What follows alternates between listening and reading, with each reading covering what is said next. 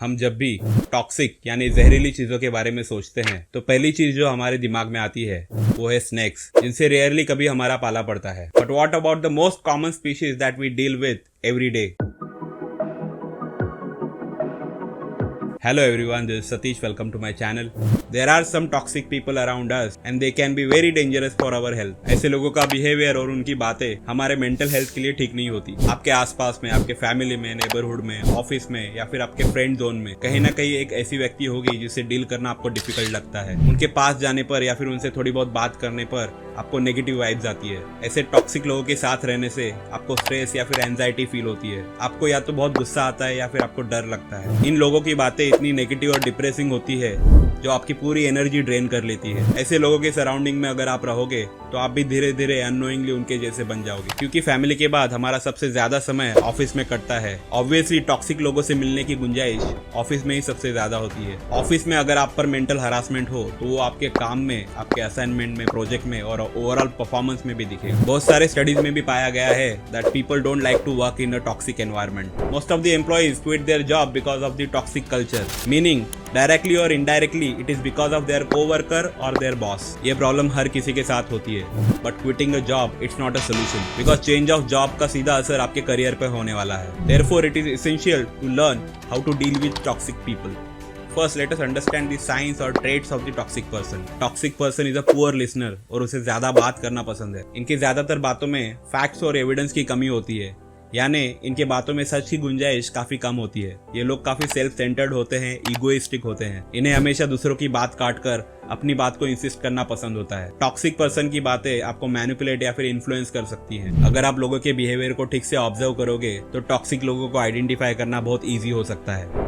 Toxic लोगों को अगर ब्रॉड कैटेगरी में डिवाइड करना पड़ा तो उसमें 7 कैटेगरीज होंगी। इनमें से कुछ पहले set of behaviours deeply rooted होते हैं जो हम चेंज नहीं कर सकते, और कुछ बिहेवियर्स इंटेंशनल और सिचुएशनल होते हैं। नंबर 1, गॉसिपर्स। ऐसे लोग जो बैक बाइटिंग करते हैं, जो आपके सामने किसी और की बुराई करते हैं और आपके पीठ पीछे आपके बारे में भी गॉसिप करते हैं। नंबर 2, ड्रामा किंग या फिर ड्रामा क्वींस। ऐसे लोग अटेंशन सीकर्स होते हैं। छोटी छोटी प्रॉब्लम्स को भी बड़ा चढ़ा कर दिखाना इन्हें पसंद है। नंबर 3, ब्रैगर्स यानी डिंगेबाज। ऐसे लोगों को डिंगे हाँकने में या फिर शो ऑफ करने में मजा आता है। आपकी हर बात को सुपरसीड करने के लिए इनके पास एक बेटर एग्जांपल होगा। ये हर चीज को कंपेयर करते हैं। अगर आप एंड्रॉइड फोन की बात करेंगे तो वो आपसे एप्पल फोन की बात करेंगे। जनरेशन गैप की वजह से या फिर पर्सनल बिलीफ के डिफरेंसेस से हम इनकी बातें रिलेट नहीं कर पाते। Number 4, manipulators. मीठी छुरी। जो लोग मीठी बातें करके अपना काम निकलवाना जानते हैं। ये लोग प्रिटेंड करेंगे कि ये आपको पसंद करते हैं जब तक इनका काम नहीं हो जाता। इनके साथ रहकर आप हमेशा कंफ्यूज स्टेट ऑफ माइंड में रहोगे। सही गलत क्या है इसका डिसीजन नहीं ले पाओगे। Number 5, victims. विक्टिम कार्ड खेल के सिंपैथी गेन करने वाले।